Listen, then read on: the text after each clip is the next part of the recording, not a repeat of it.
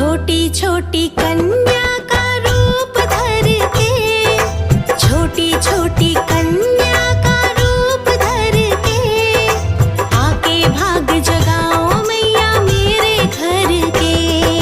छोटी छोटी कन्या का रूप धर के, आके भाग जगाओ मैया मेरे घर के।